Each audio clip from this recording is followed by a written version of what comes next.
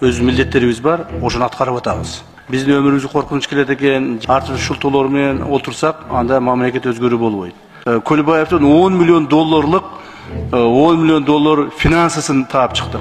Мына кече алар чакырып, ошолор өздөрү добровольно өткүзүп беришти. Нак акчасын. Буга чейин дагы бирөөсү 15 миллион доллар өткүзүп берди. Ага чейин дагы бирөөсү 10 миллион доллар өткүзүп берди. Бирөөсү 12 миллион долларды өткүзүп беришти. Бирөөсү мына азыр айтып атабыз 30 миллионду бересин деп атабыз. Ошол, то есть ушундай чоң-чоң ишканал, прибыльный ишканалардын бардыгында алардын долялары болушкан. Ушунун бардыгын ушул суммаларды айтса, кээ бирөө ойлоп калышы мүмкүн, муну ГКМнын жана кызматкерлери алып атабы башка жок, мунун бардыгы 1 сомуна чейин. 1 сомуна чейин биздин счетко түшөт, ГКМнын депозитный счетуна түшөт. Так, андан кийин президенттин указы менен президенттин став фондуна которулуп берет, же бюджетке которулуп берет. А дальше уже став фонддон президент распоряжение кылат, а бюджеттен болсо өкмөт распоряжение кылат. Ал эми өткүзүп берген имуществолордун түшкөн акчалар аларды уже госимущество аркылуу өкмөткө түшөт дагы, бюджетке түшөт, ал жерден алар распределение кылышат. То есть биз ГКМБ ошол кабыл алган, өткүзүп алган имущество финансылардан 1 сом 1 тыйын распределение кылбайбыз. Өкмөткө өткүзүп берип эле ар шоту менен отурабыз да. Бул бир жагынан жакшы болуп атат. Себеби биздин кызматкерлер дагы биз только ошол кылган ишибиз статистикага жооп беребиз, финансага жооп бербейбиз. Ал эми кызматкерлерденге мен ошо тапшырма берип атам, күндө сүйлөшөбүз, күнү түн иштеп атабыз. Кызматкерлерге койгон негизги талап ушул, урматтуу депутаттар. Кайтарылып алып аткан суммалардан ОПГ менен, коррупция менен, мамлекет урдаганды кайтарып аткан суммалардан 1 сом акча же бир түймөсүнө тийбегиле деп атам. Бир топчусуна тийбегиле. Так? Кызматкерлер ошону аткарып атышат.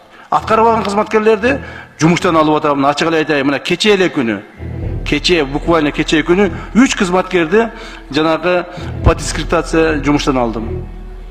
Себеби бирөөсү 28 000 доллар бирөөдөн взятка алып койгон, бирөөсү бирөөгө жардам берип, бир инвестордун 82 000 долларлык акчасын бирөөгө өткүзүп берип койгон.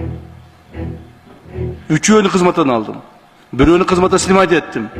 Ошолорду башкарып турган менин бир замыма, начальник главного управления, начальник управления үчөөнү выговор бердим. Если в следующий раз еще кто-то будет этим заниматься, все будут снять с работы. Так? Очень строго отношусь к каждому человеку, к каждому сотруднику. Никто не может отойти от закона. То есть наша работа, наша жизнь, наши действия направлены только единственно куда?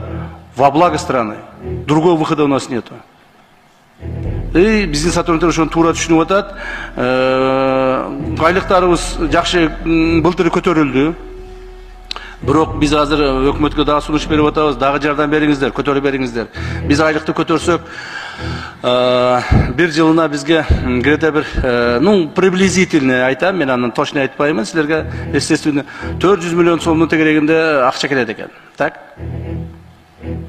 А биз болсо 100 миллиардтаган сомду алып келип атабыз. Урматтуу депутаттар, өзүңөр карап көргүлө. Кумтөр канча таап атат жылына? 3 жылда канча таапты? 3 жылда ГКМБдан бюджетке толукталган акчалар канча болду? Бул эмненин эмеси? Бул биздин бир жактан жакшы иштегенибиз, экинчи жактан бул мамлекетибиз ушунчалык жанагыдай коррупциялык, криминалдык, кландык, чириген системага айланып кеткен.